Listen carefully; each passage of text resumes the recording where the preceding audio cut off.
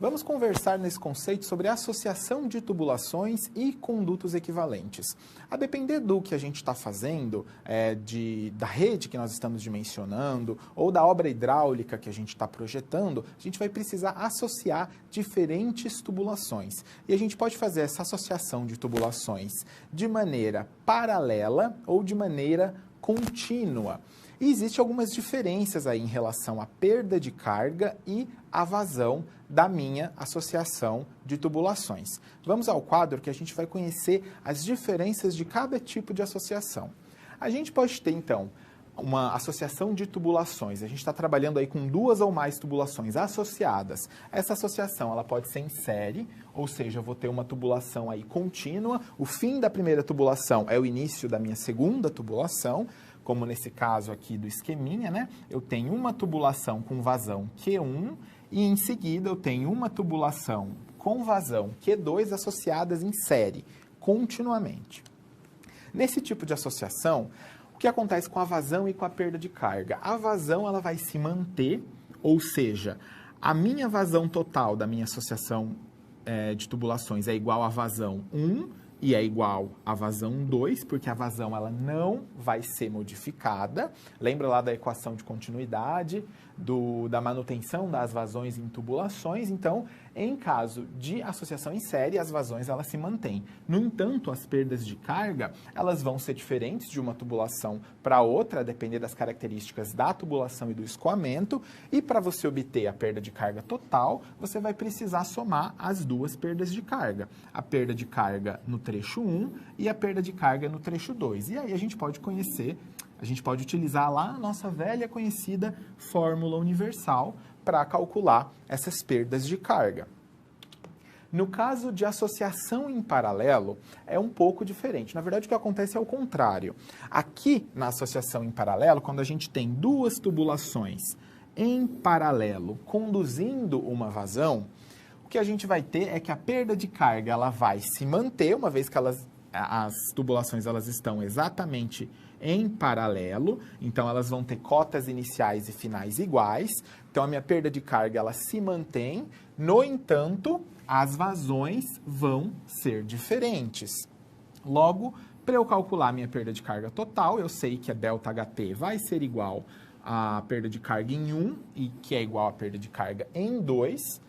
No entanto, as vazões, eu vou precisar somar as vazões do trecho 1 com as vazões do trecho 2 para que eu obtenha a minha vazão total.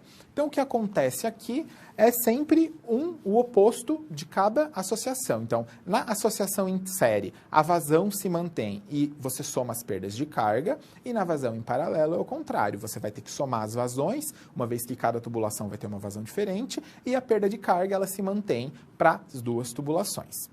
Vamos retornar ao quadro para a gente conversar sobre conduto equivalente.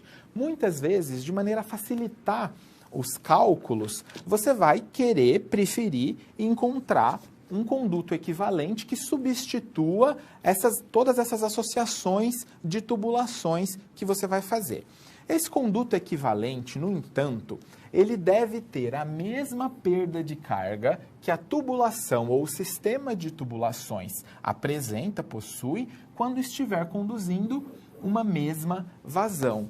Então, muitas vezes, você pode ter uma série de associação. Você pode ter um tubo na sequência de uma outra tubulação, uma terceira tubulação. Então, ao invés de você trabalhar calculando aí cada uma dessas tubulações, para facilitar os seus cálculos, você pode utilizar uma tubulação equivalente que representa esses três tubos, apenas para fins de cálculos hidráulicos, é claro, uma vez que na realidade você vai ter esses três tubos, mas esses condutos equivalentes eles vão facilitar todas essas contas. Vamos ao quadro para a gente ver como é que a gente consegue calcular aí perda de carga e vazão para cada um desses condutos equivalentes.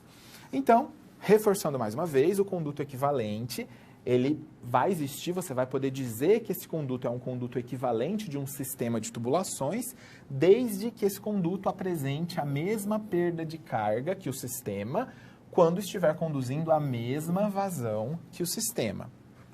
Então, para começar, a gente vai utilizar a fórmula universal, só que veja que essa fórmula universal, ela está um pouquinho diferente da fórmula que a gente viu na aula anterior, porque aqui a gente expressou a fórmula universal em função da vazão e não mais em função da velocidade. Lembrando lá da equação de continuidade, que vazão é igual velocidade vezes área de seção. Então aqui a gente substituiu a velocidade e a gente expressou a fórmula universal em função da minha vazão.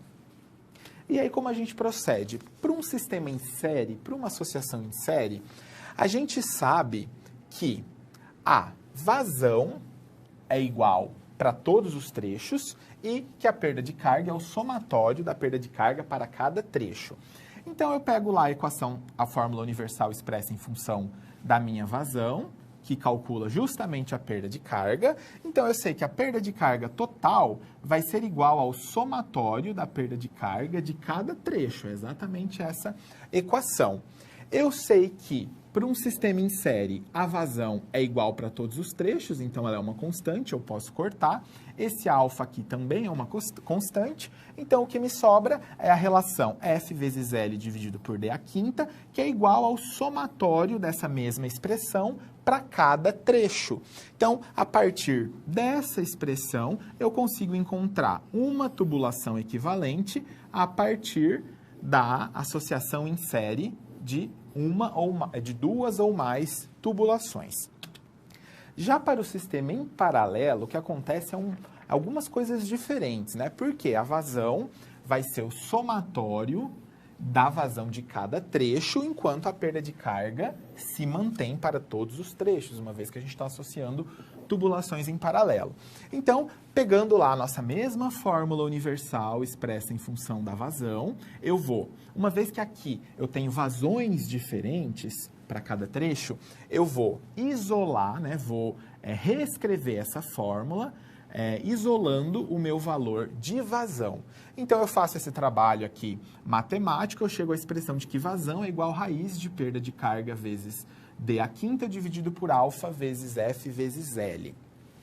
Logo, eu sei que essa é a minha expressão para vazão. Eu sei que a vazão total é igual ao somatório de cada uma das vazões nos meus trechos. Logo, a minha vazão total é igual ao somatório das vazões de cada trecho. E, continuando, eu sei que a minha perda de carga é a mesma para todos os trechos. Eu posso aqui cortar a minha perda de carga dos dois lados da minha expressão. Eu sei que o meu alfa também é uma constante. Logo, o que me sobra dessa expressão é a fração D elevado a 2,5 dividido por F elevado a 0,5 vezes L elevado a 0,5, que vai ser igual ao somatório dessa mesma expressão para cada trecho. Então, eu consigo simplificar todas essas equações e calcular esses condutos equivalentes a partir dessas expressões, levando sempre em consideração se nós temos uma situação de associação em série ou associação em paralelo. Finalizamos aqui, então, o nosso conceito.